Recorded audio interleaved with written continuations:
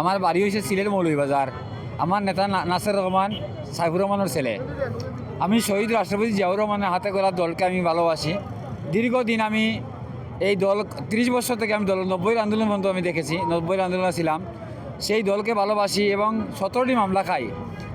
17টি মামলা খাওয়ার পরে 7বার জেল কাটি। আর 17 বছর আমার নেতারে আমি দেখতে পারছি না।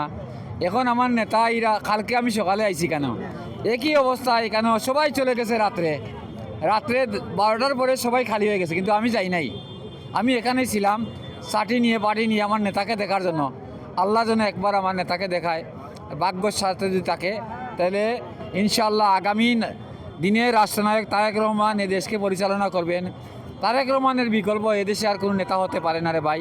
বর্তমান এই দেশকে রক্ষা করতে হলে, এই দেশের মানুষের কথা বলার অধিকার, এদেশের মানুষের কৃষকের অধিকার ফিরিয়ে নিতে হলে তারেক রহমানের কোনো বিকল্প নাই।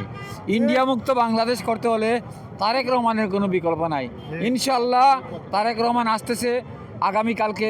লক্ষ লক্ষ কোটি মানুষের ভিড়ে তারেক রহমানকে বরণ করে নেবেন।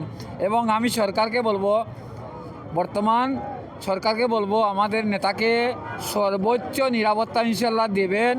এবং আরও যাতে আমাদের নেতাকে আমাদের নেতাকর্মী মিলে আমরা যাতে নিরাপত্তা দিতে পারি। নিরাপত্তা দেওয়ার মালিক কিন্তু আল্লাহ, একমাত্র আল্লাহ ছাড়া নিরাপত্তা কেউ দিতে পারে না।